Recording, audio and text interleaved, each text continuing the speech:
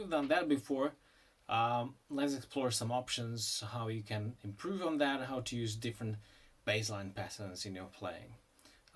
Let's do it.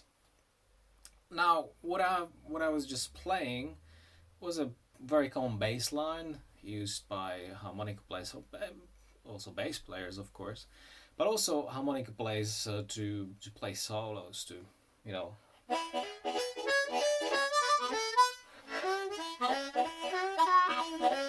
and so on. And you also can use that to accompany your band, kind of.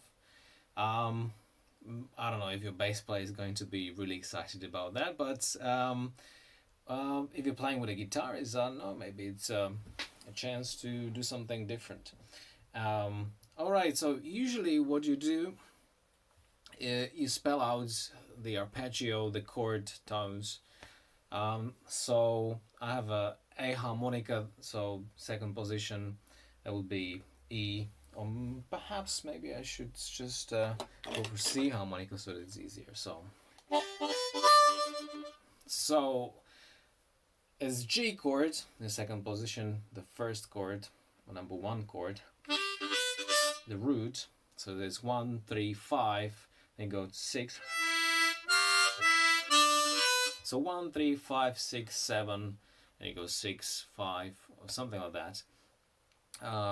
So there's G, B, D, E, and F. So there are different variations you could do on this. And the same goes for 4 chord.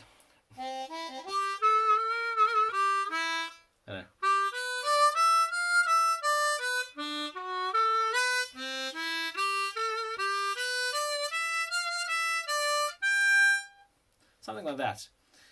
There are a bunch of other patterns you could use. I like this one, for example.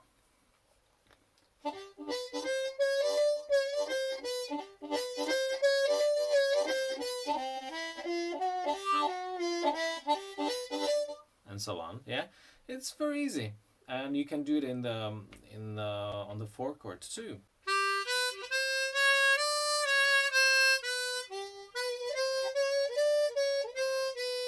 And then for the 1 chord, you go the same pattern, but I do the chromatic line on hole 2.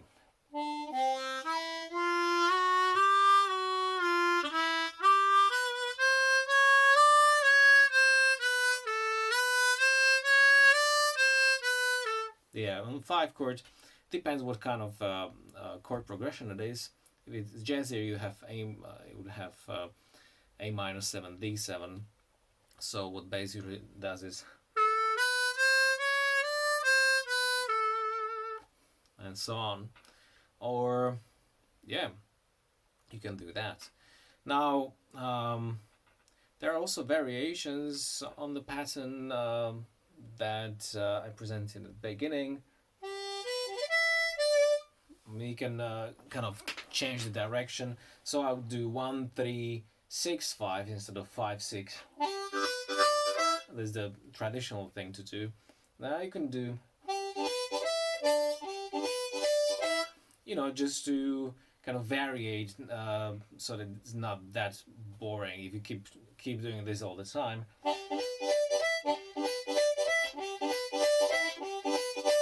It's kind of very repetitive, and not everyone likes that. I mean, you might like that, it's fine with me, but if you want to make it more lively, you know, sex it up a bit, maybe, you know. And then if there's a quick change on the second bar, that this pattern kind of prepares you for that C. Because now you end on hole 4 draw, and for below is your C, your 4 chord root. And you can go diatonically downwards.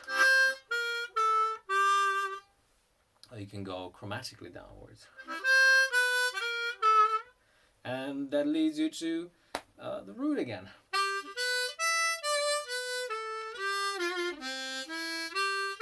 And and you continue from there. So you can do the same pattern on 4 chord.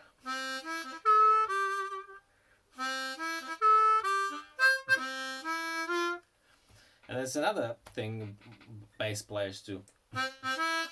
They kind of double the, instead of,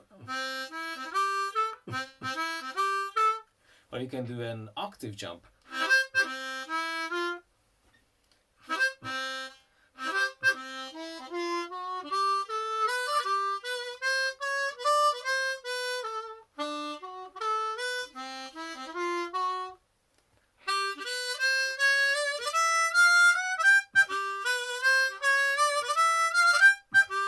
And so on.